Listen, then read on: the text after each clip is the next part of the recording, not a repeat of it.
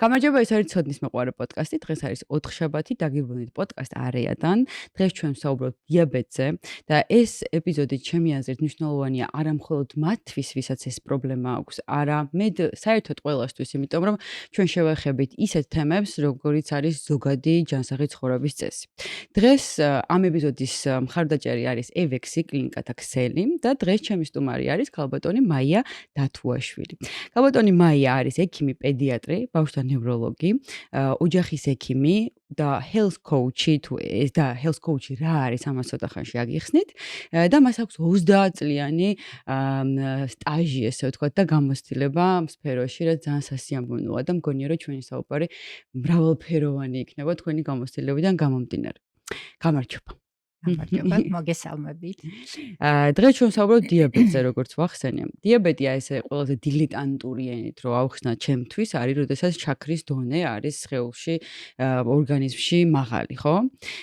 მე ალბათ იმ წერტილიდან დავიწყებდი საუბარს, რა არის ზოგადად ნორმა?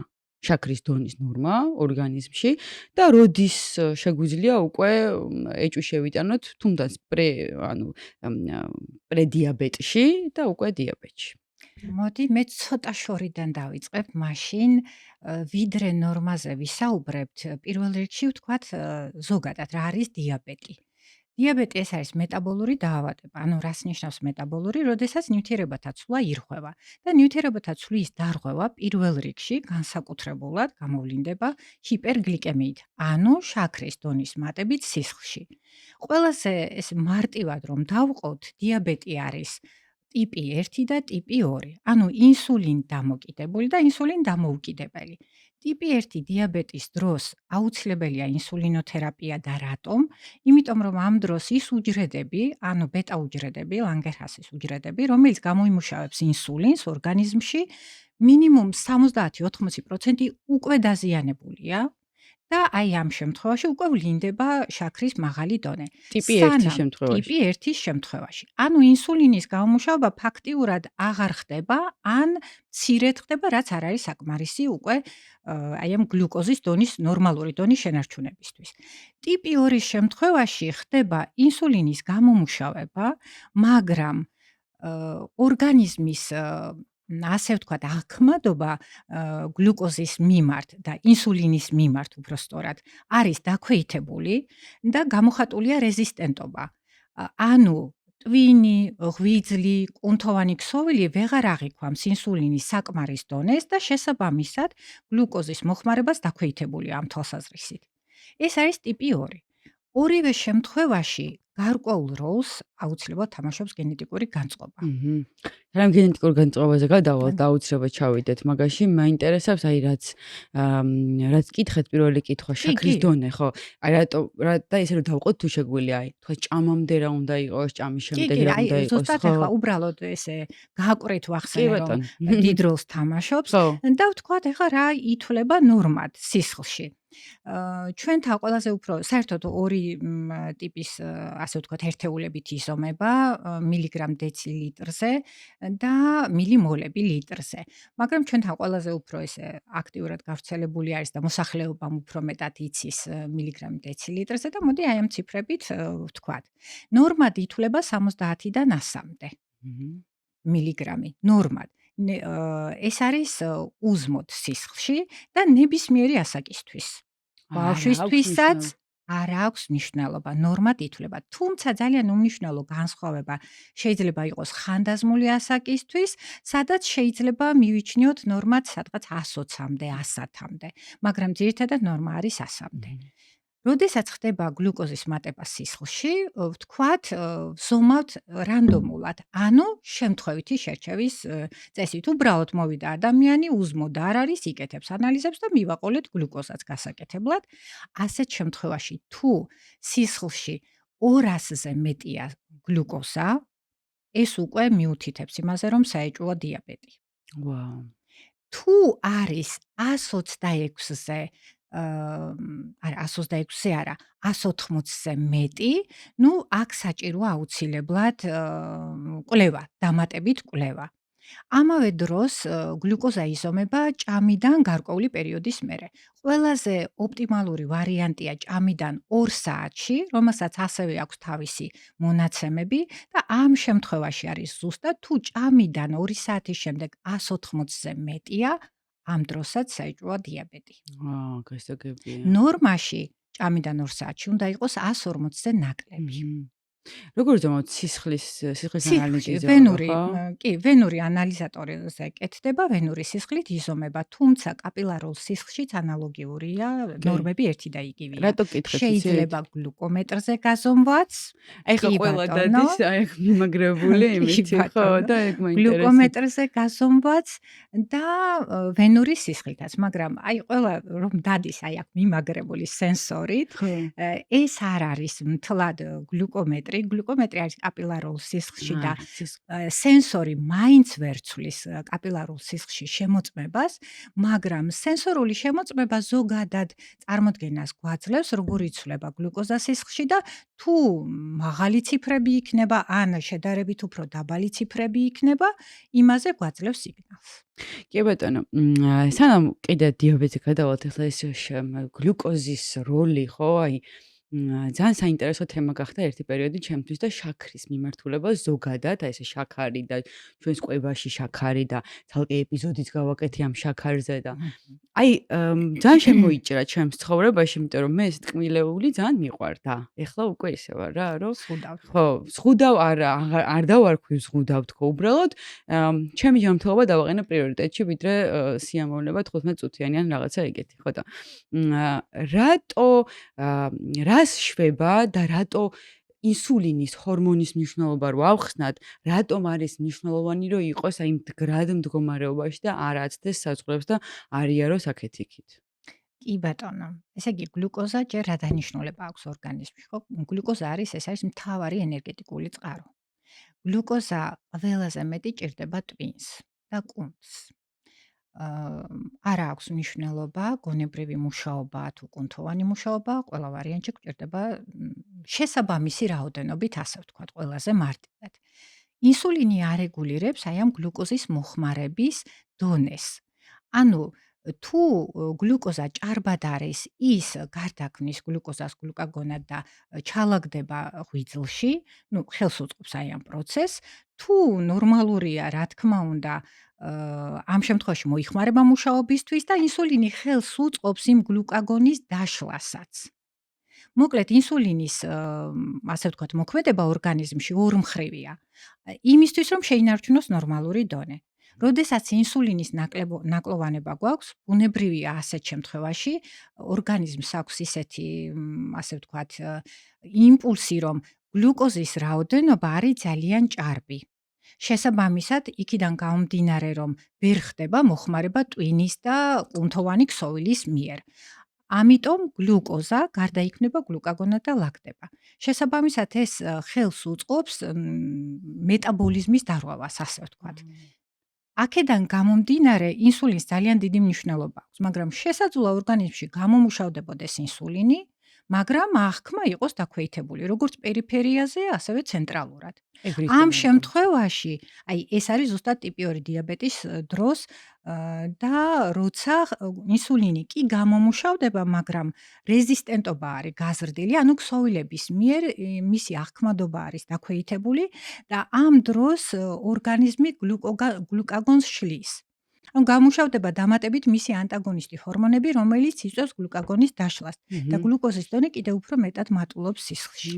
გასაგებია.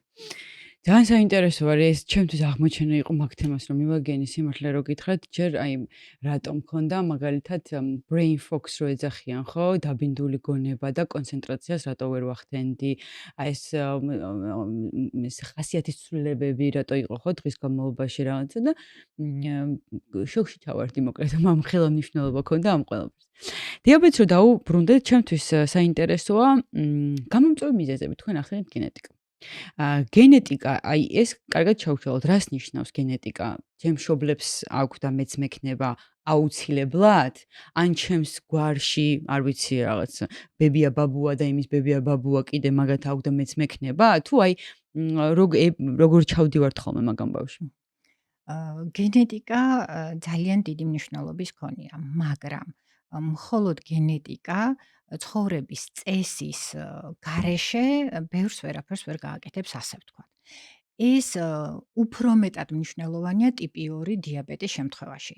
იმიტომ რომ ტიპი 2 დიაბეტის შემთხვევაში გარემო ფაქტორებს აქვს ძალიან დიდი ზეგავლენა და გარემო ფაქტორებად განსაკუთრებით ადამიანის ჯანმრთელობისთვის უნდა განვიხილოთ კვება, გარემო, ანუ ჯანსაღი გარემო, სტრესი, ძილი, ფიზიკური აქტივობა ძალიან მნიშვნელოვანია, მავნე-ჩვევები, ანუ ადიქცია. ეს არის ძალიან მნიშვნელოვანი. ტიპი 2 დიაბეტის შემთხვევაში გარემო ფაქტორები დრამატულ როლს თამაშობს. ანუ ყველაფრის მოწესრიგებამ, ასე ვთქვათ, ცხოვრების ჯანსაღმა წესმა შესაძლოა გენეტიკური ფაქტორის მნიშვნელობა დაწიოს 5%-მდეც კი.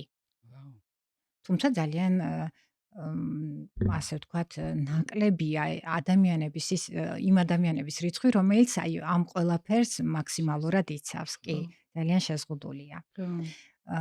ტიპი 1 დიაბეტის შემთხვევაში ცხოვრების წესის ცვლილებაც, რა თქმა უნდა, გავლენას ახდენს, რა თქმა უნდა, მაგრამ როდესაც უკვე ვითარდება, აქ ბევრს ვერაფერს ვეღარ ვცვლით.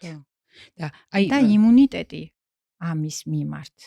ფაქტიურად პრევენცია ტიპი 1 დიაბეტის არ არსებობს. ეს მაინტერესებს. ტიპი 2-ის არის. ხო. ტიპი 1-ის პრევენცია არ არის. მაგალითად ეხა ესე უხეშად რომ მოვუყავთ მაგალითი. მე თუ მაქვს დიაბეტი, არ მაქვს დედო. ბოდიშვილს დიაბეტი აქვს. და ჩემ შვილს, მაგალითად ტიპი 1 მაქვს. ჩემ შვილს არის რაღაცა 90%-იანი შანსი, რომ ჩემ შვილს ექნება? არა. ის როგორ გადაეცემა ესე გენეტიკა? ეს არ ვიცით ალბათ რაღაც. და მე მკვიდრება ახლა ამ სიღრმეებში ჩავალთ, მაგრამ განწყობა გადადის. თუმცა ამ განწყობას ხელს უწყობს სხვადასხვა ფაქტორები. ტიპი 1 შემთხვევაში ერთი ბოლო პერიოდში უნდა ვთქვათ, რომ ადამიანის ენტეროვირუსებს აქვს ძალიან დიდი მნიშვნელობა. და როგორც ვახსენე დასაწყისშივე, სხვათა შორის COVID-19 პანდემიის დროსაც გამოვლინდა. ანუ განწყობის არსებობა ხელს უწყობს ტიპი 1 დიაბეტის განვითარებას. და ერთი რამ უნდა აღვნიშნოთ კიდევ, რომ ტიპი 1 დიაბეტის განვითარების პიკი მოდის 10-14 წლის ასაკზე. ბავშვებში. და უმეტესწილად ვითარდება 30 წელს ქვემოთ. ანუ გამოვლენა ხდება ამ დროს. მაგრამ შეიძლება მაგამდე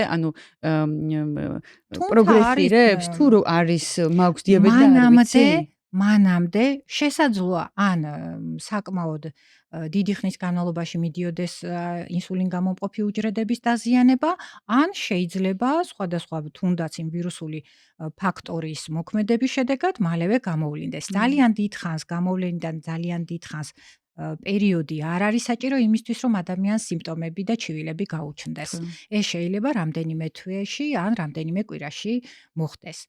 მაგრამ როგორც წესი, ტიპი 2 დიაბეტის შემთხვევაში, ეს შეიძლება თვეები არა, უკაცრავად, ცუდად ვთქვი, წლები შეიძლება მიდიოდეს. და როგორც ვთქვით, ამას ცხოვრების წესი უწყობს ხელს, არაჯანსაღი ცხოვრების წესი, განსაკუთრებით მოქმედებს, ჭარბი წონა, სიმსუქნე, არააქტიური ცხოვრების წესი, ფიზიკური აქტივობის არ ქონა, დღეში თუნდაც 40-60 წუთი მაინც ფიზიკური აქტივობა ძალიან მნიშვნელოვანია, ძილი, სტრესი, მავნე-ჩვევები. ძალიან ბევრი ფაქტორია, რაც მოქმედებს გენეტიკურთან ერთად.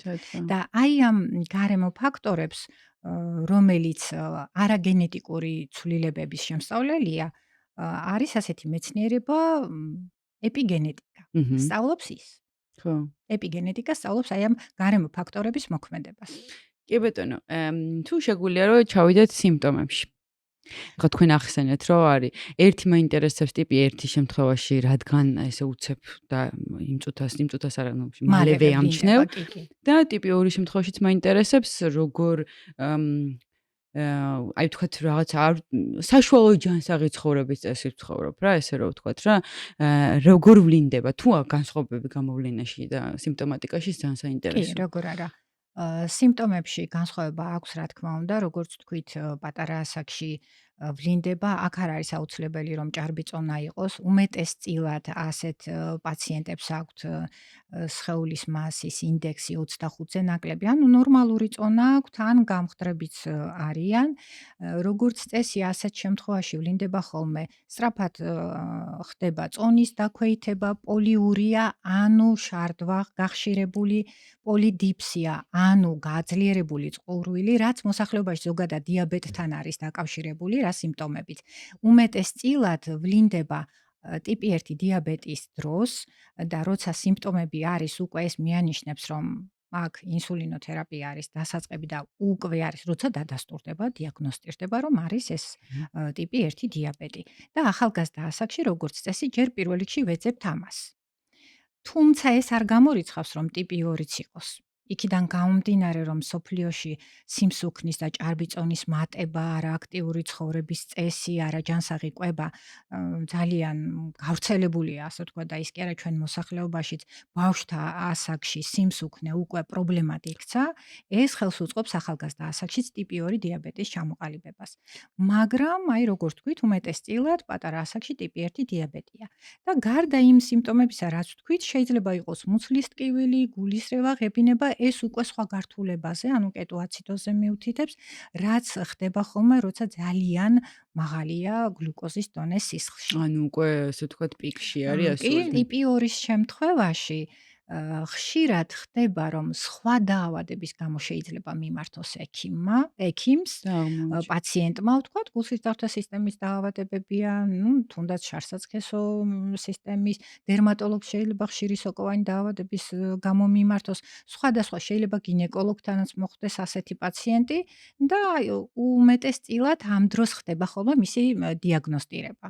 რა თქმა უნდა, გვჭირდება 2-3ჯერ დაზუსტება, იმის რომ ნამდვილად ჰიპერგლიკემია, ამას თავისი დონეები აქვს, როგორც ვთქვით, 126-ზე მეტი უნდა იყოს, რომ ეჭვი მივიტანოთ ჰიპერგლიკემიაზე და თუ 200 არის, აქ უკვე აღარ არის ფაქტიურად საჭირო დამატებითი კვლევები, უბრალოდ უნდა გადამოწმდეს, რა თქმა უნდა, რომ ნამდვილად 200-ია. თუნდაც რომ გამოვრიცხოთ, ეს ახლა ჩვენ მოსახლეობას ძალიან ის აქვს, ამოწმებენ სხვადასხვა ლაბორატორიაში, მაგრამ თუნდაც ეჭვი რომ გაუქრეს, რომ ნამდვილად ასეთი მაღალია შაქრის დონე.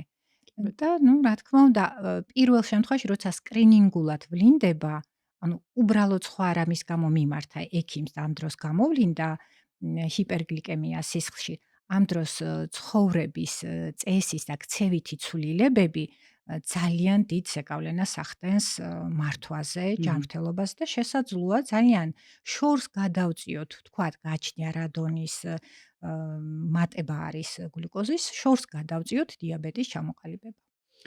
ძალიან საინტერესოა და ესეთი რაღაც გავიგე ერთხელ ბავშვობაში მახსოვს და შეეშინდაო, შეეშინაო და უყეფაო და დიაბეტი დაემართაო. თან მაშინ ჩემ ბავშვობაში მახსოვს, რომ შაქარს ეძახდნენ, შაქარი დაემართაო. აი, ალბათ ეს ყველაფერი დიაბეტ ტიპი 2-ზე არის საუბარი, ხო? ესე რომ დაგემართოს, ხო? ანუ აი სტრესული მდგომარეობა და დიაბეტი მინდა რომ განსაზღვროთ რამხელა კავშირშია ერთმანეთზე და დავანახოთ მოსახლეობას ამის რეალური საფუძველი რო არსებობს.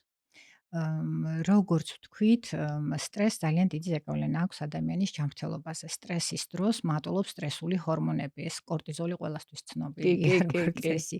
კორტიზოლი, ადრენალინი, სხვა ჰორმონები კიდევ, რომელიც თავისთავად ჰიპერგლიკემიას, ან გლუკოზის მატებას იწვევს. ახლა რატომ?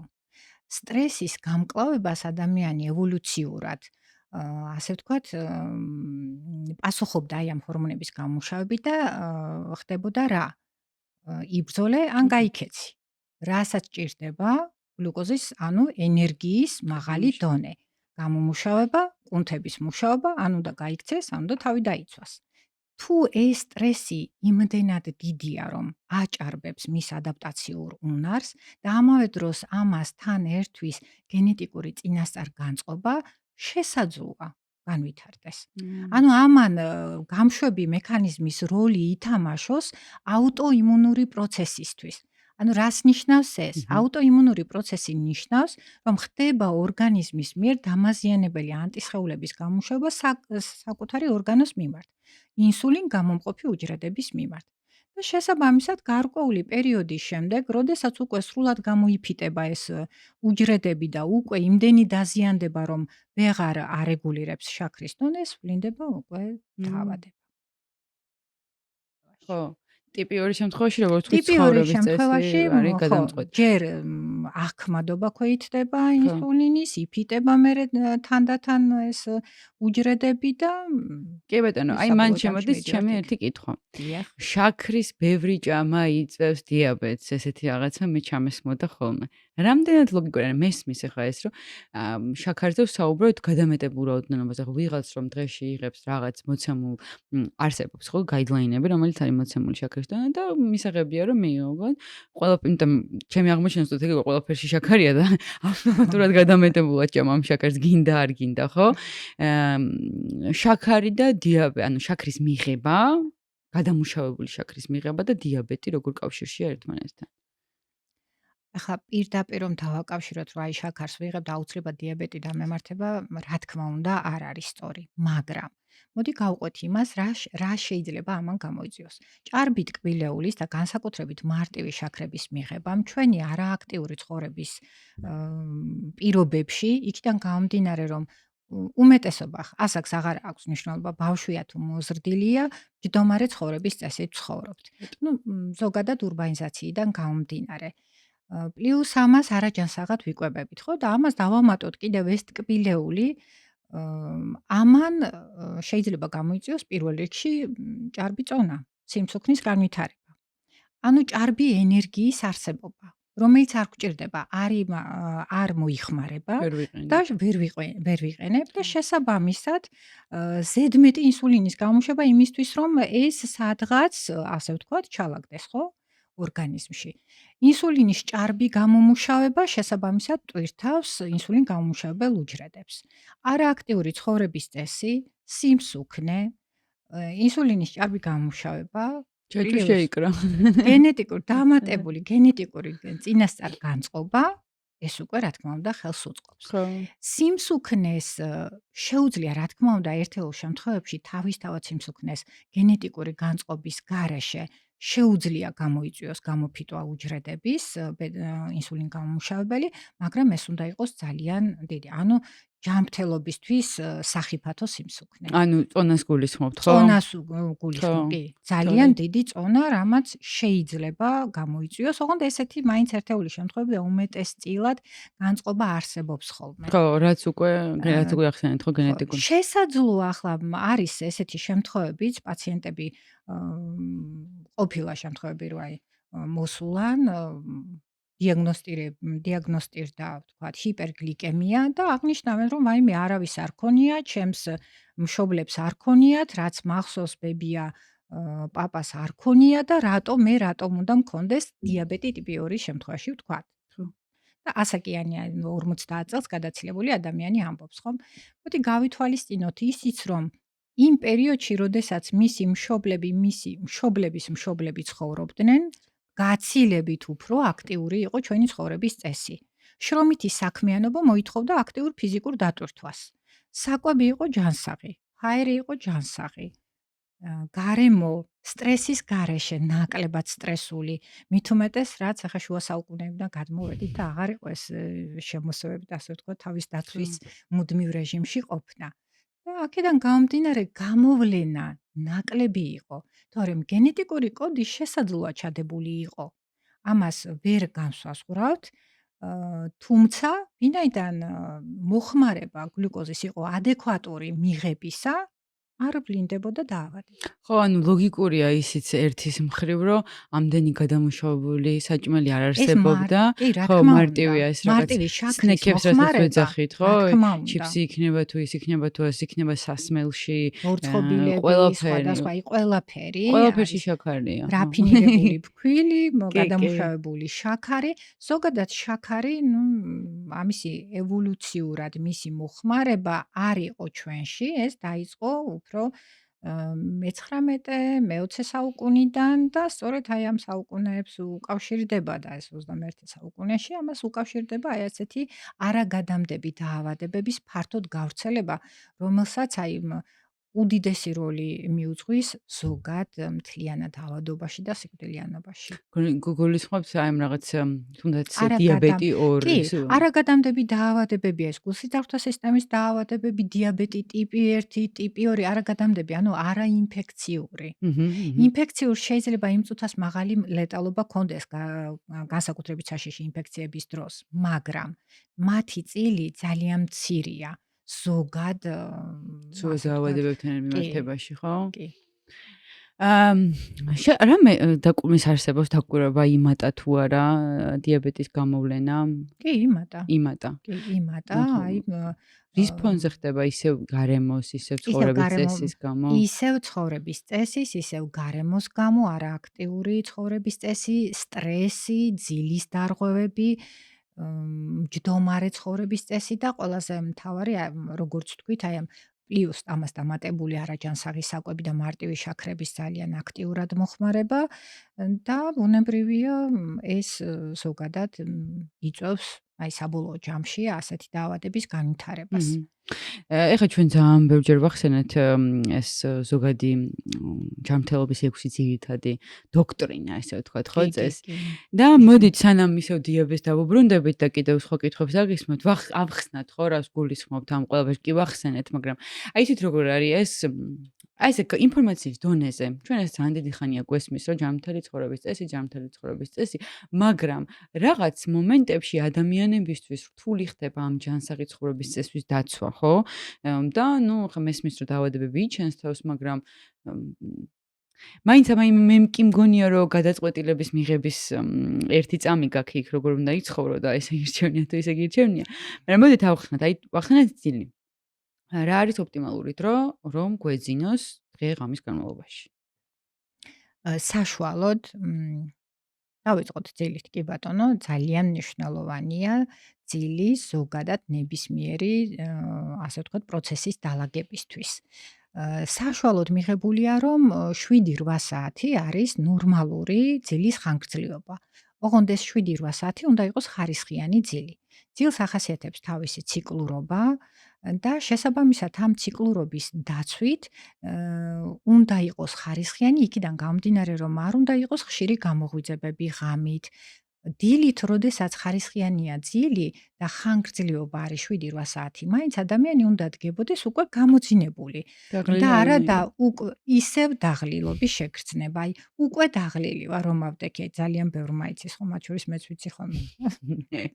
იმიტომ რომ სხვადასხვა უამრავი ფაქტორი ახდენს, რა თქმა უნდა, გავლენას, ძალიან ბევრი ის გვიანკვება, ვთქვათ, დღის მნიშვნელოვანია გვიანკვება, ძილის ხარისხისთვის. ძალიან მნიშვნელოვანია.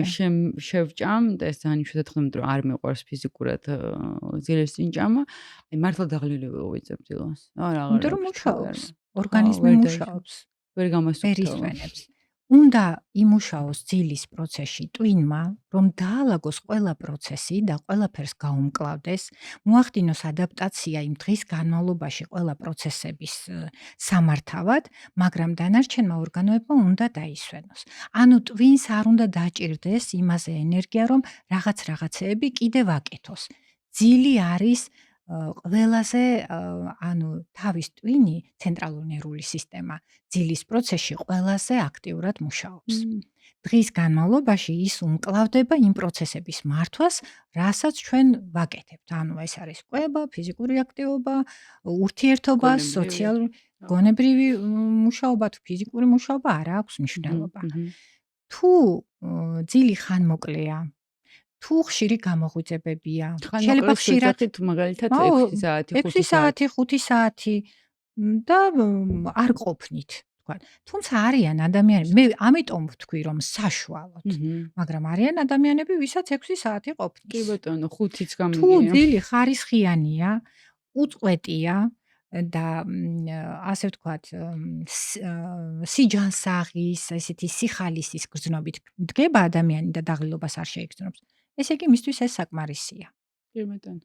აქედან გამომდინარე ძილს ძალიან დიდი მნიშვნელობა აქვს და მისი ხელშემშლელი ფაქტორები შეიძლება იყოს თქვათ გვიანკვება როგორც თქვით დღის ნათების მქონე ასე ვთქვათ აპარატურა თუ ტელეფონია თუ რაც არის გამოსხივების მქონე ამის აპარატურის მოხმარება ტელეფონი კომპიუტერი აიპადი ტელევიზორიც კი ხო ახლა საერთოდ არ არის რთული ნახევარი საათით ადრე გადადო ტელეფონი და დაიძინე. ნახევარი საათი არა, მაგრამ ერთი ტელეფონზე შეგიძლიათ უპასუხოთ.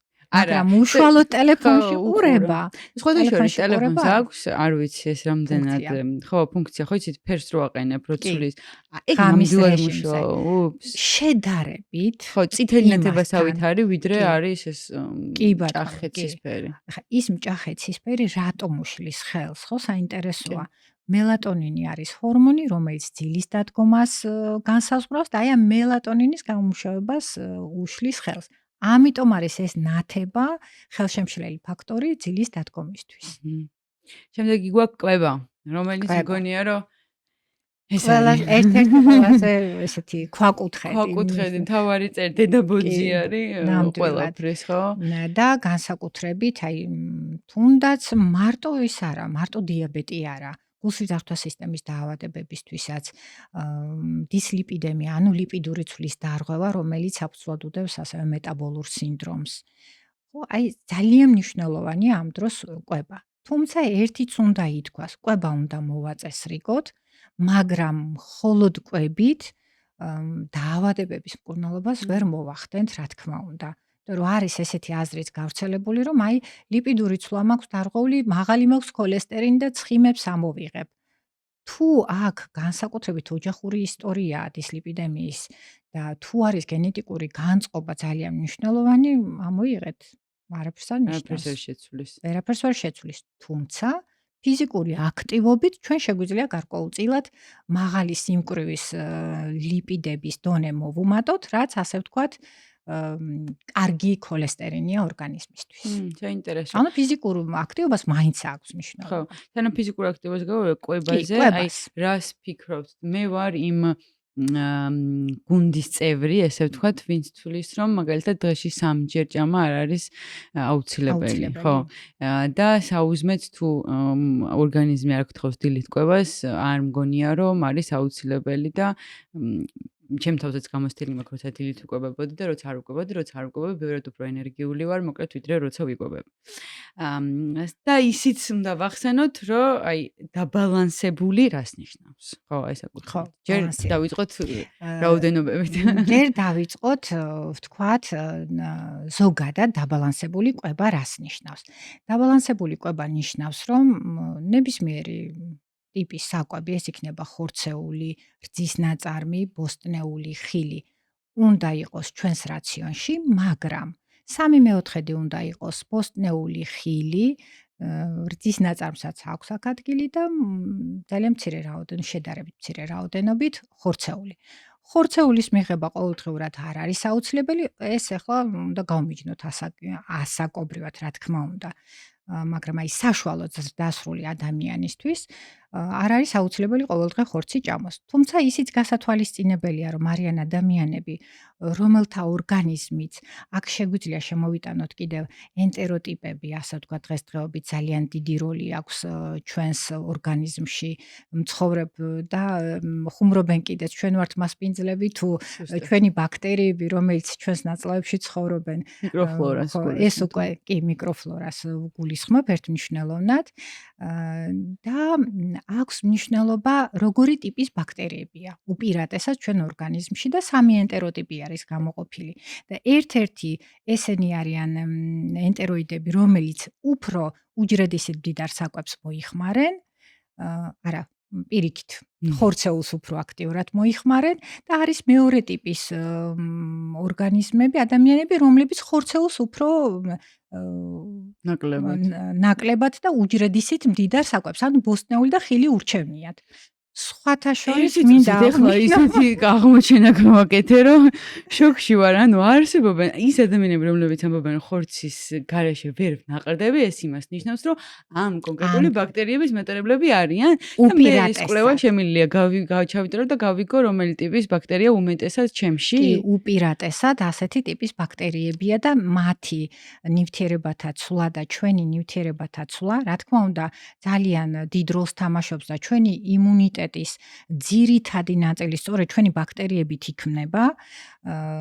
ასეთი ტიპის ადამიანები საჭიროებენ ზუსტად იმ ხორცეულის მიღებას. ან მე მაგალითად მეორე ტიპს მივეკუთვნები და ჩემთვის უფრო მისაღებია ხორცს რა თქმა უნდა ვჭამ. მე არ ვჭამ. 16 წელი. თუმცა ისიც აუცილებელია, იმიტომ რომ ხორცეულში არის ისეთი ნივთიერებები, რომელსაც ისე ვერ მიიღებ და მაშინ მედიკამენტოზური დამატება დაგჭირდებათ. მაგრამ მისი ათვისება და მოხმარება ისეთი არ არის ორგანიზმის მიერ, როგორიც საკვებიდან, რომ ყველაზე ჯანსაღი პროცესი მაინც საკვებიდან მიღებული ნივთიერებებია. ამიტომ არის რომ მკურნალობის შედეგად თქვათ, გარკვეული ავიღოთ სიტყვაზე D ვიტამინის დონის მატება და მისი ნორმალური დონის შენარჩუნება სწრაფად ხდება მედიკამენტით, მაგრამ როგორც კი მოხსნით მედიკამენტს, შეიძლება ასევე სწრაფად ჩამოქვეითდეს. ამბობენ არ რჩება ორგანიზმში ხო მედიკამენტის ანუ მალე ქვეითდება, ხარ რჩება, არახა ეს ცოტა ისეთი ის არის. მალე ქვეითდება, იმიტომ რომ მოხმარება დიდია D ვიტამინის ძალიან ბევრ პროცესში შედის უცებ, ხო?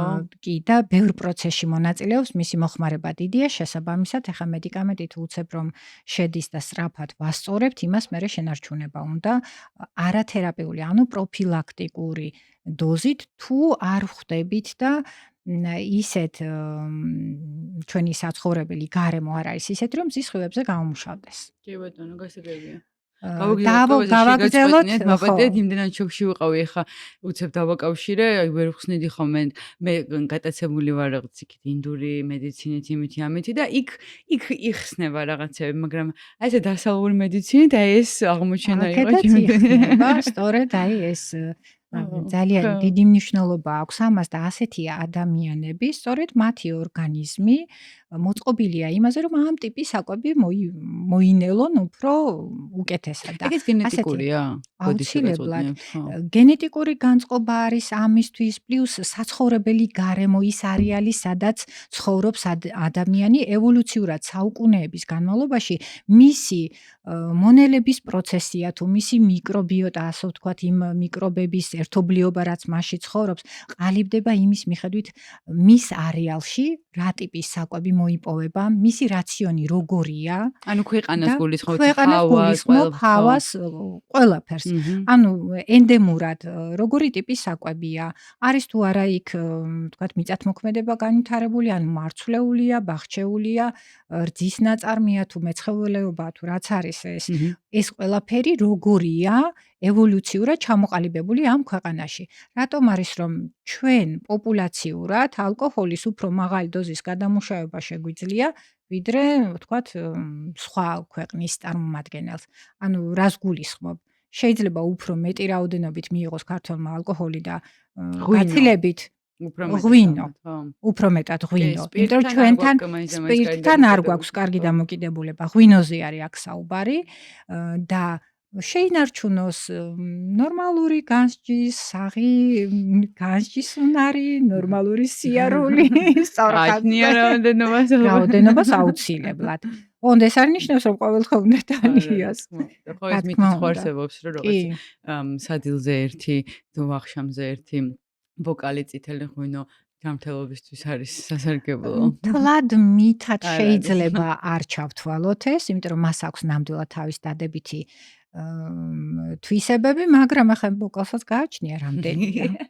რამდენჯერ დაისხავ? ხო, რამდენჯერ დაისხავ. და რაოდენობრივად რამდენი ახლა როგორ ჭიქას თქვა და როგორ ბოკალს აიღებ, რაოდენობრივად რამდენი ჩადის. კი, ბატონო. ერთი კითხვა მაქვს კვლევასთან დაკავშირებით და მინდა შევეხო ცხიმებს. აჰა.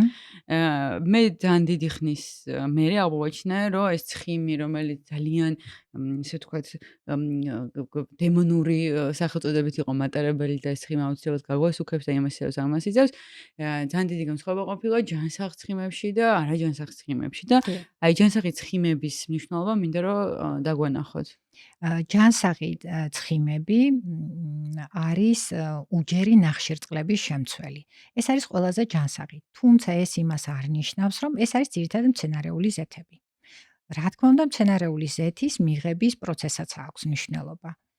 და რისი ზეთია, საიდან მიღებული, რამდენად მდიდარია და რითი არის კიდევ დამატებით მდიდარი. და პლუს ამას მინდა ვთქვა, რომ კარაქი ვთქვათ, ცხოველური ცხიმი, ხო? არც ეს არ არის მთლად არაჯანსაღი. გარკვეული რაოდენობა მისი მიღებაც შეგვიძლია. ბუნებრივია, მაგრამ არაჯანსაღია მაგალითად ტრანსცხიმები. არაჯანსაღია რა ქვია იმას? სპრედები. სპრედები, კი. არაჯანსაღია. რუსული სიტყვის ბოდიში მარგარინი, ხო? ხო, მარგარინი, სპრედი. არაჯანსაღია, იმიტომ რომ ის არის მცენარეული ცხიმების გადამუშავების შედეგად მიღებული და მას ის არც ჯანსაღი თვისებები არ აქვს შენარჩუნებული, კი იყო ერთი პერიოდი ძალიან აქტიურად იყო გავრცელებული ახლა მცენარეული წარმოშობის იყო, მაგრამ გარკვეულმა კვლევებმა აჩვენა, რომ ამას ისეთივე უარყოფითი ზეგავლენა აქვს, როგორც ნებისმიერ სხვა არაჯანსაღ ცხიმს. მინდა აღვნიშნო განსაკუთრებით ჯანსაღია და პლუს უჯერი ცხიმოვანი მჟავებისა დადებით და სასარგებლო ნივთიერებებს შეიცავს კიდევ ზეითუნის ზეთი. განსაკუთრებით კარგი თვისებების მატარებელია. მაგრამ მასაც აქვს თავისი დანიშნულება. უფრო მეტად ვთქვათ, ცივი გამოხდით მიღებული ასეთი ზეთის მოხმარება უმჯობესია თავისი ბევრი დადებითი სასარგებლო თვისების გამო სალათებში. რა თქმა უნდა, შეიძლება სადილის მომზადებისასაც გამოვიყენოთ, მაგრამ იმდენ დადებით თვისებას ვერ ინარჩუნებს. ანუ გულისხმობთ იმიტომ, რომ ცხელდება და იშლება ის ნივთიერებების, ვიტამინები თუ მიკროელემენტები, ხო, მიკროელემენტები ახლა ვთქვათ, იმდენად არა ის ვიტამინები იშლება, რაც დადებით ზეგავლენას ახდენს ორგანიზმზე. როგორც ვთქვით, ეს სპრედები ერთი მნიშვნელოვნად არ არის სასურველი. ნებისმიერი ახლა ცხიმის მოხმარება იმის და მიხედვით, ვის როგორ შეუძლია ახლა ზეითუნის ზეთი ძალიან სასარგებლოა, მაგრამ არც თუ მთლად ბიუჯეტურია. თუმცა ჯამრთელობის თვალსაზრისით შემდგომ რისი მომტანია რამდენად დიდ რესურსს მოითხოვს მე ჩვენი ჯამრთელობის მეთვალყურეობა და მართვა, მე მგონი სჯობს ისე სწორ კვებაში და ჯანსაღ კვებაში ჩავდოთ ინვესტიცია. კი ბატონო. ხანდახან შეიძლება კარაქის მოხმარებაც, ხანდახან ყველაფრის მოხმარება, მაგრამ ეს უნდა იყოს იშვიათი და ძირითადი საკვები მაინც საკვებად გამოყენებული უნდა იყოს ასეთი უჯერი ცხიმოვანი მჟავების შემცველი მცენარეული ზეთები. კი ბატონო. გადავიდეთ ფიზიკურ აქტივობაზე, რომელიც ძალიან ბევრჯერ ახსენეთ, რომ ძალიან მნიშვნელოვანია. და დიაბეტთან შევკავშირდეთ ამ კითხვაში. მე რამოდენიმეჯერ მყავდა მწვრთნელი, ასე ვთქვათ, მოყვანილი აქ ფიზიკურ თემებში ვისაუბრეთ და მათ ახსენეს, რომ იდეაში ვარჯიში ეს არის 21 საუკუნის მოგონილი რაღაც დანამატი ადამიანის ცხოვრებაში, იმიტომ რომ თქვენ როგორც მოყევით უკვე რა ადრე, როდესაც ადამიანები არ ვიცი, ყანაში მუშაობდნენ, ფიზიკურად მუშაობდნენ, მაშინ ვარჯიში ცნება არც ერთად ჯანმრთელობისთვის, ხო, ნუ ხა მესმის რომ ვიღაც ვარჯიშობს ფიზიკური სხეულის წვრთნისთვის, სილამაზისთვის და ასე შემდეგ, თუმცა ჯანმრთელობისთვის ეხლა შემოვიდა ჩვენს ცხოვრებაში, რომ გჭირდება, იმიტომ რომ ცხედვართ, ხო, რეალურად, ხო. აი რა, როგორ ფიქრობთ, როგორ უნდა ივარჯიშოს დღეში, რამდენი ხანი უნდა ივარჯიშოს? ვარჯიში, ვთქვათ, იქ წონებზე ალაპარაკი, ფეხით სიარულზე ალაპარაკი, თუ აი რა აქტივობა არის, რა აქტივობას მოვიაზრებთ? ესე იგი, ფიზიკური აქტივობა ზოგადად ჯანმრთელი ადამიანისთვის კვირაში 150 წუთს მაინც უნდა შეადგენდეს. ეს შეიძლება გაყოს სამჯერად ასე ვთქვათ, აქტივობაზე, თუნდაც როდესაც დადის იმ სპორტ დარბაზში მწვრთნელთან თუ როგორც არის, შეუძლია ყოველდღიურ აქტივობაზე გადაანაწილოს და თუნდაც ის ფეხით სიარულიც არის ვარჯიში. ოღონდ ფეხით სიარული არ ნიშნავს სეირნობას, რომ ეს ენერგიის მინიმალური დანახარჯით, რომ ესე მივსეირნობთ. არა. ფეხით სიარული ვარჯიშა და ფიზიკური აქტივობა ითვლება იმ შემთხვევაში, თუ ცოტა გული აგიჩქარდათ, ცოტა ენერგიას მეტად ხარჯავთ და თქვენი ეს ფეხით სიარული არის უკვე დამღლელი მეტნაკლებად. ანუ ზოგადად ფეხით სიარული ითვლება კარდიო ვარჯიშად. ხა ჩვენ რომ ადამიანს რომელსაც ძალიან ჭარბი წონა აქვს და სიმსუქნე აქვს გამოხატული და უთხრათ რომ წადი და სპორტ დარბაზში ივარჯიშე და ესენ ტრენაჟორებზე ვერ გააკეთებს და არც არის სწორი.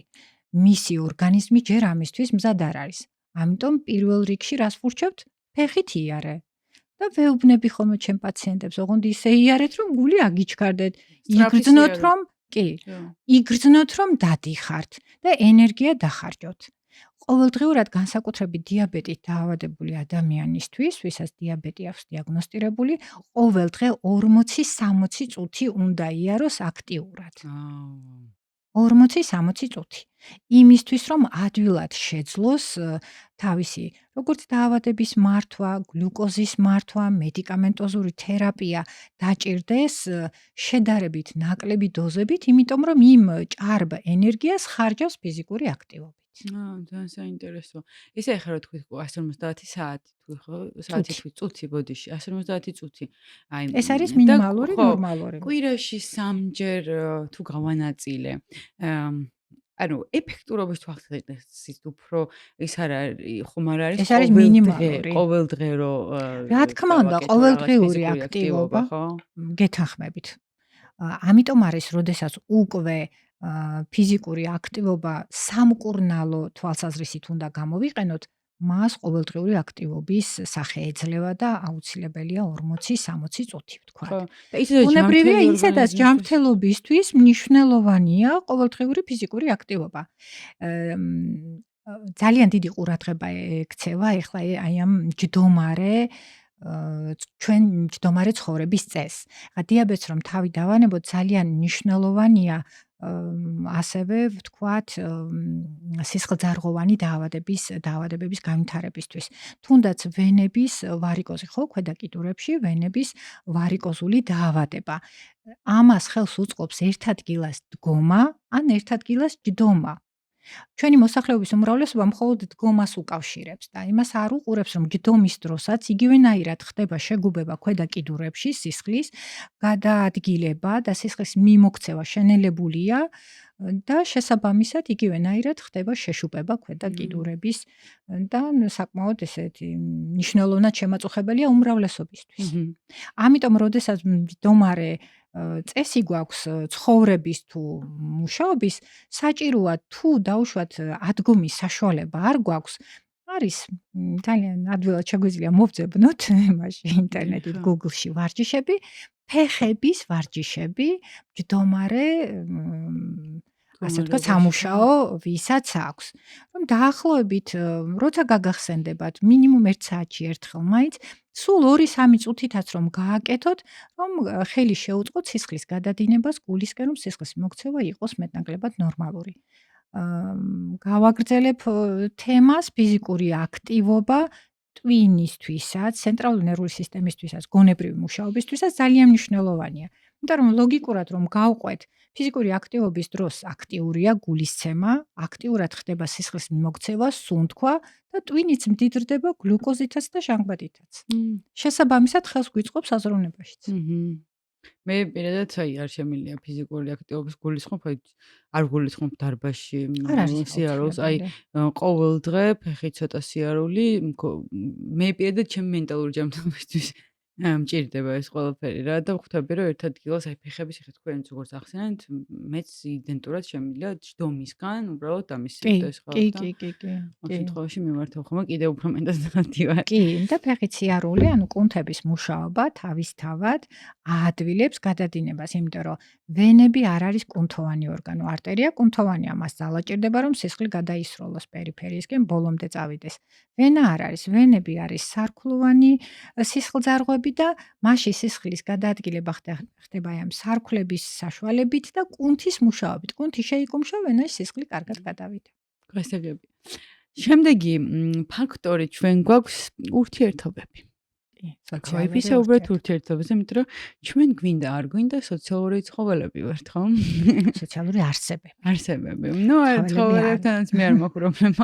არა, ცხოველებთან არ მაქვს პრობლემა, ძალიან მიყვარს, მაგრამ ჩვენ მაინც ეს უფრო სწორი იქნება. ალბათ სოციალური არსებები ვართ და ყოველთვის ჩემს პაციენტებსაც ვეუბნები და გარშემო მყოფებსაც, რომ ადამიანი არის სოციალური არსება და მას მარტოობაში ცხოვრება არ შეუძლია. მარტოობა თავისთავად არის სტრესი. სოციალური ურთიერთობები გვიადვილებს ცხოვრებას, გვიადვილებს სტრესის დაძლევას და თუნდაც იმის განცდა ადამიანისთვის, რომ მის მდგომარეობაში კიდევ მეორე ადამიანი არის და ისიც იგივეს განიცდის, რასაც თვითონ უკვე არის, ასე ვთქვათ, მხარდაჭერა და უკვე არის შემსუბუქება იმ მდგომარეობის, რა მდგომარეობაშიც არის.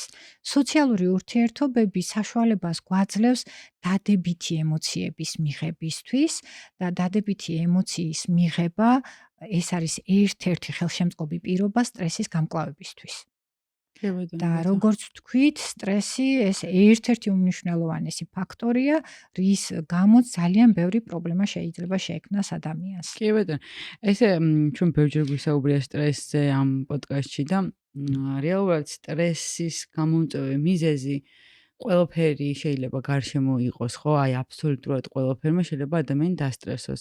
და აქ მნიშვნელოვანი შემოვიდა ფაქტორი, რომ მე როგორ ვრეაგირებ სტრესზე. აუცილებლად. ხო, ანუ მე რა პასუხი მაქვს სტრესზე, ვისტრესები მე თვითონაც და შოკში ვარდები და პანიკაში ვარ და აბა რაღაცა და ჩემს ორგანიზმს თუ მშვიდად წყნარად ვაანალიზებ სიტუაციას და აბა ეხლა რისი გაკეთება შემიძლია მე? კი, ნამდვილად, როგორც ერთი ცნობილი მეცნიერის ნათქვამია, ადამიანის კლავს არა თვითონ სტრესი, არამედ რეაქცია სტრესზე. მთავარი არის ჩვენ რა რეაქცია გვაქვს. სტრესზე რეაქცია უმნიშვნელოვანესია, რა თქმა უნდა, და ძალიან მნიშვნელოვანია ჩვენ იმ ფაქტორის საწინააღმდეგოდ, რაც იწვევს სტრესს. გარკვეული ქმედება განვახორციელოთ. ან სტრესი ვითარდება იმ შემთხვევაში, როდესაც სტრესული ფაქტორი აღემატება ადამიანის ადაპტაციურ უნარს. თუ ეს ფაქტორი ადაპტაციურ უნარს აღემატება, ბუნებრივია, მე სტრესი უკვე იწვევს გარკვეულ ცვლილებებს ორგანიზმში. რა შეიძლება ჩვენ დაუპირისპიროთ სტრესს? სტრესიდან გამოწვეული უარყოფითი ნეგატიური ემოციების საწინააღმდეგოდ ადამიანს შეუძლია ზოგიერთი მაგალითად ამას უმკლავდება კვებით, აი ტკბილეულის მიღებით. რატომ? იმიტომ რომ ტკბილეულის მიღება, კვება, ზოგადად კვება არის სიამოვნება. განსაკუთრებით თუ ეს არის გაცნობიერებული. და გამოიმუშავებს ენდორფინებს ორგანიზმში, მაგრამ რამდენი ხანი შეიძლება ხმუდმივად ხო ვერჭამ. პლუს აი ამ კვებას რა მოყვება მერე შედეგად კი რაღაცა პერიოდი დადებითი ემოცია მოგცა, მაგრამ მერე შედეგი რა გვაქვს ხო? ჭარბიწონა, სიმსუქნე. და კი გაგიგიათ რომ აი როცა ნერვიულობ ვჭამ. ეს არის ერთ-ერთი გამკლავების საშუალება სტრესის, მაგრამ მას ძალიან ბევრი უარყოფითი შედეგი ახლავს. ამიტომ სტრესზე გამკლავებისთვის ძალიან მნიშვნელოვანია მხარდაჭერა, სოციალური ურთიერთობები. ასევე მნიშვნელოვანია ფიზიკური აქტივობა. ფიზიკური აქტივობის დროს ეს კვლევებით არის დადგენილი. დღესდღეობით ძალიან ასე ვთქვათ, ფეხს იკიდებს ჯანსაღი ცხოვრების წესის მედიცინა. აი ცალკე მიმართულება არის და არსებობს ორგანიზაციები მსოფლიოში, ძალიან ბევრი ამერიკის შეერთებულ შტატებში, დიდ ბრიტანეთში, ევროპაშიც, რომლებიც აი უშუალოდ აი ამ ფაქტორებს სწავლობენ და ჯანსაღი წესის მედიცინას და ჯანსაღი წესის დანერგვას უწყობენ ხელს. რატომ? იმიტომ რომ მყარი მტკიცებულებები ჩატარებული კვლევების შედეგად გამოვლინდა რომ ეს ხელს უწყობს დაავადებების მართვას, ადამიანის ადვილად ადაპტირებას და ნორმალურ ცხოვრების ხარისხს განაპირობებს. ანუ მის კეთილდღეობას უწყობს ხელს. შესაბამისად, სოციალური ურთიერთობები, ფიზიკური აქტივობა, სხვადასხვა აქტივობები, რაც შეიძლება რომ დაუპირისპიროს ადამიანმა ამ სტრესს, უადვილებს მარტივად რომ ვთქვათ ცხოვრებას. კი, რა თქმა უნდა, გეთანხმებით. და ზუსტად აქ მინდა რომ მოვყვეთ რა დანერგეთ თქვენ კლინიკაში. ძალიან საინტერესოა ზუსტად ამას უკავშირდება ასეთ მიდგომას, ხო? და მერე უკვე აი თქვათ ისეთი ქრონიკული დაავადებების მართვაში, როგორც შეიძლება იყოს დიაბეტი 2, როგორ გეხმარებათ რა ეს რომ მომიყვეთ, იმიტომ რომ როდესაც ეს თემა შევიტყვე, ძალიან მომეწონა ეს, იმიტომ რომ მართლა ესეთი ინოვაციური, საინტერესო, რაღაც ადამიანური ძალიან ბევრი ადამიანური ფაქტორია. ხო, მორგებული ამბავია და ძალიან საინტერესოა. აი, თავდაპირველად, როდესაც ასე ვთქვათ, ჩემ სპეციალობებს თვლიდით, იქ ვახსენეთ health coach. მე ასე განმარტავდი, ეს არის ჯანმრთელობის მხარდამჭერი. იქიდან გამომდინარე, რომ ეს პროფესია დღესდღეობით შეიქმნა დიდი ბრიტანეთის საერთაშორისო კოუჩინგ ასოციაციასთან ერთობლივი მუშაობით, შეიქმნა როგორც ბრენდი. ეს ბრენდი არის დანერგილი EVEX-ის კლინიკებში და ამისთვის გადამზადდა აი ამ სპეციალური პროგრამა დაიწერა და ეს პროგრამა გავიარეთ 15-მა ამ ეტაპზე 15-მა ოჯახის ექიმმა და ეგრეთ წოდებული health coach-ის წოდება მივიღეთ და ვინაიდან ეს ბრენდული სახელწოდება, ну, ბუნებრივია, ახლა ვერ შევცვლით. პირდაპირ თარგმანსაც ვერ ვაკეთებთ. ახლა თუ coach-ს ასე ვთქვათ, გადავთარგმნით, ახლა ინგლისურიდან, ეს მწვრთნელს ნიშნავს, მაგრამ სინამდვილეში ეს პროფესია მწვრთნელი არ არის. და რას ითვალისწინებს? ეს არის ჯანმრთელობის მხარდამჭერი, მარტივად რომ ვთქვათ, რომელიც ეხმარება ადამიანს აღმოაჩინოს რესურსები თავის თავში და თვითონ განსაზღვროს როგორ მიაღწევს იმ მიზანს, რასაც დაისახავს, ვთქვათ, მოსულ სესიაზე ურთიერთობისას. ოღონდ პირველ რიგში რა თქმა უნდა, ხა რატომ არის ჯანმრთელობის მხარდამჭერი? პირველ რიგში ჯანმრთელობას ვამოწმებთ, ჯანმრთელობის კუთხით და როდესაც ესეთი ქრონიკული დაავადებები არის, რითი შეიძლება დავეხმაროთ, მედიკამენტოზური მკურნალობა თუ ცხოვრების წესის ცვლილება და ქცევითი ცვლილებები, აი აქ ერთვება უკვე ეს ასე ვთქვათ, ბრჭყალებში ვიტყვი კოუჩინგური უნარები. ანუ რა, ჩვენ ვეხმარებით ადამიანს და ინდივიდუალურად მასზე მორგებულად აღმოაჩინოს, რითი შეუძლია ვთქვათ თავისი ცხოვრების წესის შეცვლა. ანუ აქვს მავნე ჩვევები, მოიხმართ თამბაქოს, რითი შეუძლია ამისი და ყველაზე მთავარი, აუცილებელია განათლება. აუცილებელია დავანახოთ, რამდენად მნიშვნელოვანია მისთვის ჯანმრთელობა. და რა, ასე ვთქვათ, დადებითი სარგებლის მოტანა შეუძლია თვითოულ ცვლილებას. თუ ამ არჩევანს გააკეთებს. თუ ამ არჩევანს გააკეთებს. დავანახოთ, რამდენად მნიშვნელოვანია ეს მისთვის. და ზოგადად, აი, რა უნდა, რა მიზანი აქვს, რისთვის მოვიდა. თერაპიული მიდგომა გაქვთ ფაქტობრივად, ხო? ადამიანთან როცა შეხვდებით და თქვენ ახსენეთ, რომ ანუ დინამიკაში ეს ექიმების საყვარელი სიტყვაა ხოლმე, დინამიკაში უყურებთ შედეგებს და თქვენ ახსენეთ ასევე გენეტიკურ ფაქტორს უყურებთ, ხო? როდესაც ჩივილი. აი ეს ეს ძალიან მნიშვნელოვანია, ძალიან მაგარი რაღაცა არის ჩემი აზრით, იმიტომ რომ ეხლა დიაბეტს როცა ვსაუბრობთ, ხო, მე წარმოდგენა არ მაქვს, რომ გენეტიკაში ვინმე ჩემთან დიაბეტი აქვს. გულწრფელად რო გიხდა და არ შეუწუხებია შეიძლება არავისთვის და შესაბამისად და თქვენთან რომ მოვიდეთ, თქვენ უკვე მეტყვით, რომ აბა ეს და ჩავალთ სიღრმეებში, რა ხო? თქმა უნდა, პირველ რიგში ვამოწმებთ, მერე უკვე ასე ვთქვათ, შედეგების გაცნობის შემდეგ და ნახეთ, რაიმე პრობლემა აღმოვაჩინეთ ჯანმრთელობის, არ აღმოვაჩინეთ, არ არის აუცილებელი გქონდეს ქრონიკული დაავადება. შეუძლია ნებისმიერ ადამიანს მოვიდეს და გავიაროთ, ასე ვთქვათ, თუნდაც წელიწადში ერთხელ ეს კულტურა ძალიან მნიშვნელოვანია, რომ დავნერგოთ ზრდასრულმა ადამიანმა წელიწადში ერთხელ უნდა გაიაროს სამედიცინო შემოწმება სრული მეტნაკლებად და მისი ასაკიდან გამომდინარე გარკვეული სკრინინგული შემოწმება. სკრინინგული შემოწმება რას ნიშნავს, რომ აღმოვაჩინოთ სანამ შეაწუხებს ადამიანს, მით უმეტეს თუ გენეტიკური განწყობა არსებობს, გარკვეული პრობლემები მის ჯანმრთელობაში. და მართოთ ისე, რომ მედიკამენტოზური ჩარევა ნაკლებად დაგვჭირდეს, თუნდაც ცხოვრების ჯანსაღი წესის დანერგვით, ქცევითი ცვლილებებით, მავნეჩვევების შეცვლით, დადებითი აქ ძალიან დიდ როლს თამაშობს ჩვენ, როდესაც გავიარეთ ეს კურსი, სერტიფიცირებამდე იყო განსაკუთრებულად გამოყოფილი 3 მოდული. ანუ რა არის? ეს არის პოზიტიური ფსიქოლოგია, რომ ადამიანის აზროვნება შევცვალოთ ნეგატიურიდან პოზიტიურისკენ. ზოგადად ჩვენს პოპულაციას ახასიათებს უფრო ნეგატიური აქცენტები, მაგრამ უნდა ვისწავლოთ პოზიტიური ხედვა, ანუ დადებითი ხედვა. თვითოულ მოვლენას აქვს როგორც დადებითი, ასევე უარყოფითი და მოდი ჩვენ შევხედოთ დადებითი. თქვენ ჩაიჭიდებით იმას, რაც დადებითია. რაც მისთვის დადებითია, რაც მისთვის მნიშვნელოვანია და როგორ შეუძლია მან აი ამ დადებითი კუთხით იაროს საკუთარი მიზნის მისაღწევად. კი ბატონო. ანუ ჩვენ შეგვიძლია ვთქვათ, რომ ამ მიდგომებით დიაბეტი ტიპი 2-ის მართვა შეგვიძლია.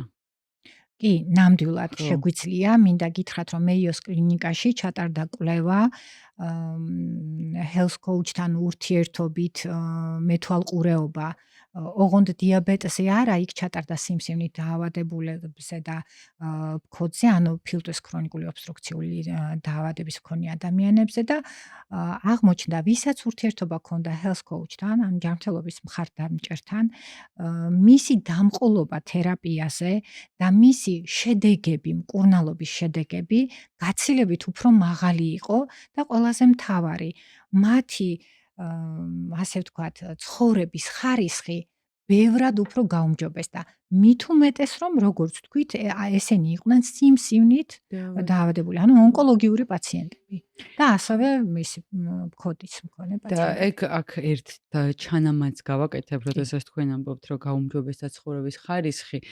აქ ჩემი აზრით მნიშვნელოვანია გავამოხმოთ ყურადღება იმაზე, რომ როდესაც ცხოვრების ხარისხი მომჯობესდება, მე უფრო მედეგი ვარ სტრესის მიმართ.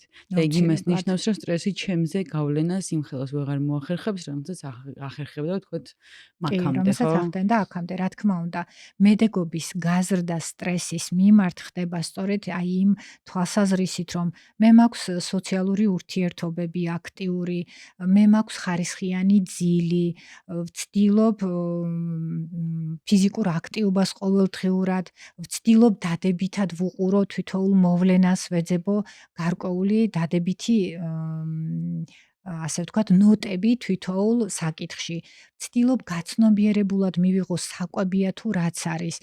წეღანაც ვთქვით, კვება არის სიამოვნება და მოდი, როდესაც საკვებად ვჯდებით, იმ დროს მხოლოდ საკვების მიღებაზე ვიყოთ ორიენტირებული და კი, და რაც ზუსტად სარგებლიანი იქნება. ჯერ ერთი რომ ასეთ შემთხვევაში კვებითი ქცევების ასეთ ცვლილების დროს ვიღებთ იმდენს, რამდენიც გვინდა.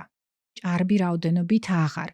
გაცნობიერებულად უკვე ხვდებით, როდის უკმაყოფილდებით და ამასთან ერთად დადებითი ჰორმონების, ანუ ენდორფინების გამუშავებაც ბევრად უფრო აქტიურად ხდება. ვიდრე გაუცნობიერებელი კვების დროს ალბათ შეგინიშნავთ, რომ რაღაცას აკეთებთ, რაღაც სვა ვთქვათ, მე ბევრჯერ მქონია, რომ ყავას ვსვამ, მაგრამ რაღაცას ვაკეთებ, თან ისე დამილებია ვერ გამიგია. მაგრამ მეორედ მივტრიალებულ ვარ ამისთვის, რატომ მინდა რომ ყავის დალევით მივიღო სიამოვნება. ამიტომ გადამიდია გვერდით ეს ყველაფერი და ამას განსაკუთრებით მას შემდეგ უფრო აქტიურად ვაკეთებ, რაც ეს ყველაფერი აქტიურად დავნერგეთ. როგორც პროფესიულ ჩვევებში, ასე ვცდილობ, რომ ჩემს გარშემომყოფებსაც ანალოგიურად აი ესე დავეხმარო, მეგობარი იქნება, ოჯახის წევრი იქნება თუ უშუალოდ ჩემს ოჯახში და გავაკეთოთ ის კვების დროს მხოლოდ ვიფიქროთ საკვების მიღებაზე და ერთმანეთთან ურთიერთობაზე.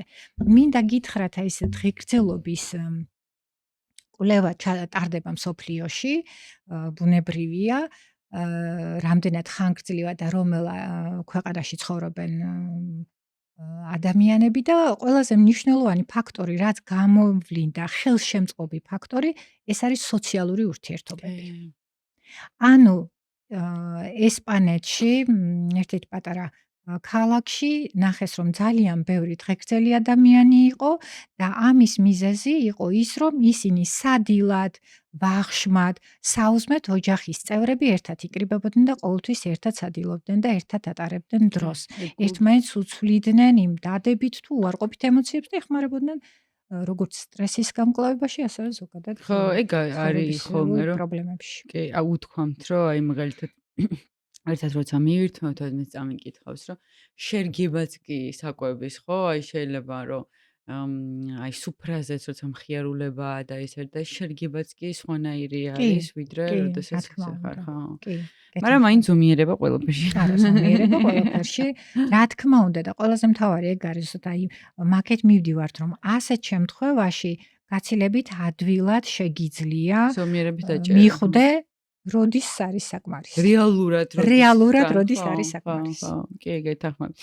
ძალიან საინტერესო ამბავი გაქვთ, მოკლედ გილოცავთ ამ ესე ვთქვათ ახალ ერაში შევიჯებას, ხო, მედიცინის ეს ჰოლისტური მიდგომა, რაც მოიცავს ყველაფერს, ხო, დანიშნულ. ბოდისვიხთი ჩაგერთვებით ერთი რამ მინდა აღვნიშნო, რომ ზოგადად ოჯახის ექიმის მიერ პაციენტის მართვაც კი მოიცავს აი ამ ჰოლისტურ, ანუ ყოვლის მომცველ მიდგომას, რას ნიშნავს, რომ მან უნდა იცოდეს თავის პაციენტის სოციალური ურთიერთობები, ოჯახის წევრების მდგომარეობა, მისი ჯანმრთელობის მდგომარეობა, მაგრამ health coach-ი ადამიანს ეხმარება ამ ყველაფრის მოწესრიგებაში და განსაკუთრებით მიზნის მიღწევაში გაცნობიერებულად, რომ ზუსტად მიხვდეს რა უნდა სიამოვნებაში, რატომ არის ღირებული, გარკვეული მიზანია თუ ვთქვათ, აი ეს რაღაცა მომენტი, რატომ არის მისთვის ღირებული, რას მოუტანს მას, რა სარგებელი ექნება. ესე რომ ვთქვათ, ჯანმრთელობის თვალსაზრისით თუ ხო. ესე რომ ვთქვათ, ფსიქოლოგია და მედიცინა დამეგობრდნენ ერთმანეთთან? კი, და რაღაცა ახალი პროდუქტი შექმნეს. აი რო იგებენ პაციენტები, რომ დიაბეტი აქვთ. რა არის მათთვის ყველაზე საშიში ან ტკივნეული ან რაღაცა რეაქცია ხო, როგორია და რას უყურებენ ყველაზე უფრო უარყოფითად, ასე ვთქვათ და ესეთი ცუდი დამოკიდებულება. ხო, იმიტომ რომ დაავადებაა ახლა გვინდა კი, რა თქმა უნდა დაავადებაა, გვინდა თუ არ გვინდა და ყველაზე მთავარი ქრონიკული დაავადება, პროგრესირებადი ხანგრძლივად მიმდინარე. ანუ რას ნიშნავს ეს? არ იკურნება. ტიპი 1 დიაბეტი არ იკურნება. არსებობს რაღაცა გარკვეული კვლევები მიმდინარეობს ბეტა-უჯრედების ტრანსპლანტაციაზე და ასე შემდეგ და ასე შემდეგ, მაგრამ ჯერჯერობით ამ ეტაპზე შეგვიძლია ვთქვათ, რომ არ იმკურნება. იმიტომ რომ უკვე აღარ არის რესურსი. და უნდა ადამიანმა ისწავლოს ამ დაავადებასთან ერთად ცხოვრება, ხო? პირველ რიგში, როდესაც დიაგნოსტირდება, მათი რეაქცია ყველაზე მნიშვნელოვანი არის ის, რომ დიაბეტი უკავშირდება აკრძალვებს. აკრძალული აქვს გარკვეული კვება, აკრძალული აქვს ტკბილეული, აკრძალული აქვს, ანუ მაშინვე ფიქრობენ იმაზე, რომ ვაიმე რა ვჭამო. ხო. ანუ პირველი ემოცია არის ის, რომ მან უნდა რაღაცეები შეცვალოს, ძალიან ბევრი რამე უნდა შეცვალოს. მაგრამ ჩვენ შემთხვევაში შეგვიძლია ადამიანს ვასწავლო და განუმარტოთ, რომ არ არის აუცილებელი ყველაფრის შეცვლა. როდესაც თუნდაც მარტო დიაბეტი არა ვთქვათ, წონის კორექცია საჭირო, ხო? როდესაც დიეტაზე ვსაუბრობთ, პირველ რიგში ვეკითხები, რა უყვარს ადამიანს? რა არის მისი ყოველდღიური რაციონი? რა შეგვიძლია რომ გამოვიყენოთ იმ სწორ კვებაში? და ვცდილობთ ინდივიდუალურად შევარჩიოთ ისეთი კვება, რაც მისთვის მისაღებია. რომ ნაკლებ აკრძალვებს უკავშირდებოდეს. და შესაბამისად ნაკლებ სტრესს. და ნაკლებ სტრესს, რა თქმა უნდა. პლუს ამას ძალიან ბევრი გართულებები ახასიათებს, ზოგადად დიაბეტს ბუნებრივია რა და გართულებები ამასთან ახასიათებს ესეც რო თქვა შეგიძლიათ? არაკონტროლირებადი დიაბეტის შემთხვევაში არის როგორც მაკროვასკულარული, ანუ მსხვილი სისხლძარღვების შედარებით მსხვილი სისხლძარღვების დაზიანების შედეგად განვითარებული დაავადებები, ეს არის გულსიძარღვთა სისტემის დაავადება, ეს არის პერიფერიული სისხლძარღვების დაავადება, ეს არის ინსულტი, ვთქვათ. აუი. ასევე ნეფროპათია, თირკმლის დაავადება. არის რეტინოპათია, ანუ თვალის ბადურის დაზიანება და ნეიროპათია, ნერვული ღეროების დაზიანება. ეს იმ შემთხვევაში თუ არ კონტროლდება. თუ არ კონტროლდება, ეს სწრაფად ვითარდება. გასაგებია, მაგრამ სადღაც რამდენიმე წლის მერე რაღაცა გარკვეულ პროცენტში სისხლძარღვებზე ზემოქმედება მაინც აქვს გლუკოზის მატებას, მაგრამ ჩვენ ზუსტად სწორი მართვით თავიდან ვიცილებთ იმ გართულებებს, რაც შეიძლება მოყვეს აი ამ დაზიანებას, სისხლძარღვების ვიცილებთ თუ დაზიანებას. ვავადებთ.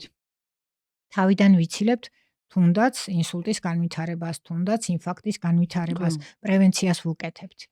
ეხლა შესაძლოა სრულად ვერ უნზრუნველყოთ ნეიროპათიის განვითარების თავიდან აცილება, ანუ ნერვული ღეროების დაზიანება და ადამიანს კი კონდეს ცოტა დაბუჟების შეგრძნება, ცოტა წვის შეგრძნება, მაგრამ ეს ხომ არ ნიშნავს იმას, რომ მას ვთქვათ ინსულტი განვითარდა, ან ნეკროზი განვითარდა, ქსოვილების და ქირურგიული ჩარევა, ვთქვათ ტერფზე საჭირო, ეს ხომ ამას არ ნიშნავს.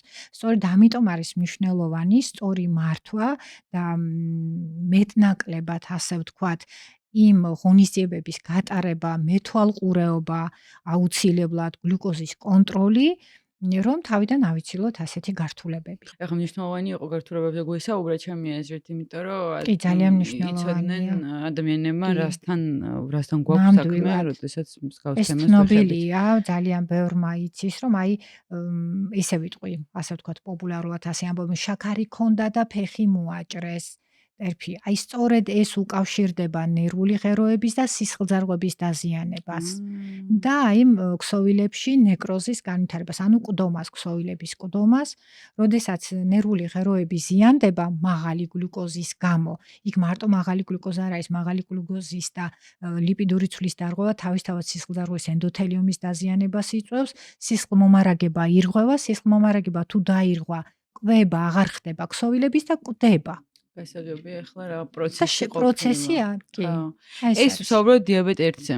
ტიპ 1-ზე. ნებისმიერი. ორის შემთხვევაში შეიძლება მოხდეს. კი, რა თქმა უნდა, რა მნიშვნელობა აქვს დიაბეტი 1-ის დროს არის გლუკოზა მაღალი და დაზიანება თუ 2-ის დროს არ აქვს მნიშვნელობა. უშუალოდ მკურნალობაზე მე მედიკამენტებს არ გეკითხებით, რა თქმა უნდა, ეგ ჩვენი თემა არ არის განსახილველი, იმიტომ რომ ეს ინდივიდუალურია ცალსახად, თუმცა დიაბეტ 1-ის შემთხვევაში განსხვავებული მკურნალობის ტიპი იქნება ალბათ, ხო, და მედიკამენტოზურია დიაბეტი ტიპი 2-ის შემთხვევაში. თუმცა შესაძლოა იყოს ტიპი 1-ის შემთხვევაში, იქიდან გამომდინარე, რომ აი ჭარბი წონა, როგორც თქვით, სიმსუქნე გავრცელებულია, რეზისტენტობაც დაერთოს. და გარდა ინსულინოთერაპიისა დაჭირდეს ამავე დროს მედიკამენტოზური თერაპიის ჩართვაც.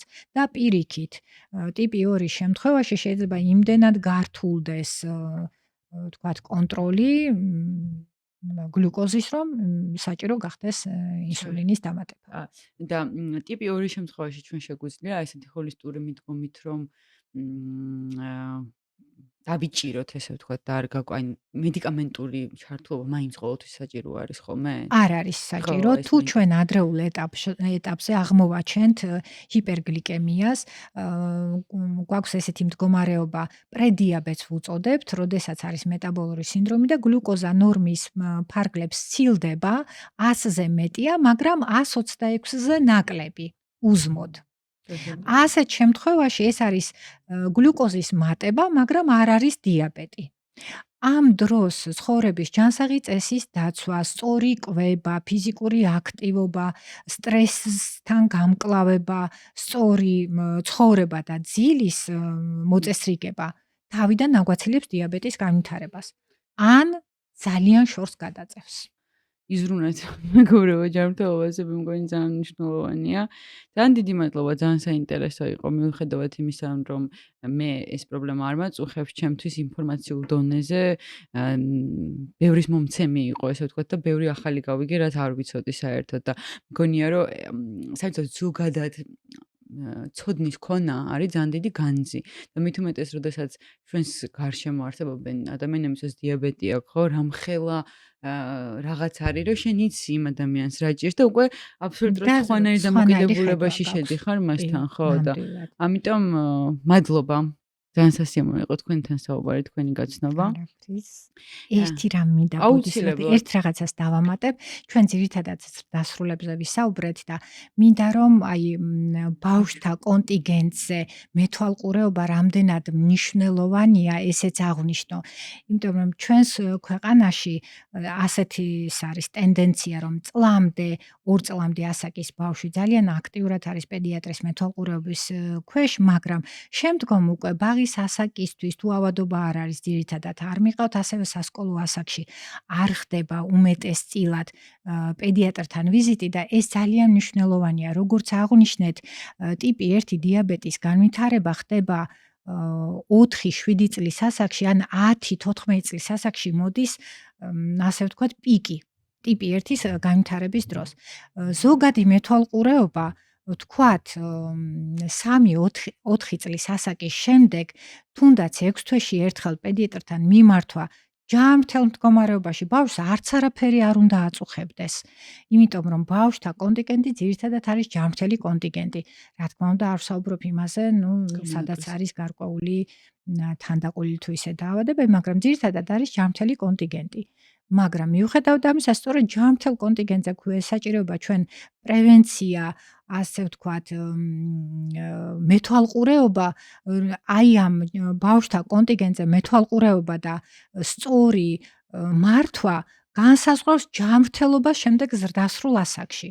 და სწორედ ბავშვთა ასაკში სწორად ჩადებული, ვთქვათ, ეს არის კვება, სწორი აღზრდა, სწორი მიმართულება, თითოეული მოვლენის მიმართ თუ ზოგადად თუნდაც გარემოს მიმართ ეს არის ჩვენი საზოგადოების გაჯანსაღების საწყისი და თვითონ მშობელს ჩვენ შეიძლება ხელი შეუწყოთ თვითონმა პედიატრმა, იმიტომ რომ გარკვეული სკრინინგული ტესტები არსებობს, თუნდაც აუტიზმის სკრინინგ ტესტი არის, რომელიც 18 თვის ასაკში, ანუ წლინახევრის ასაკში აუცილებლად უნდა ჩაიტაროს.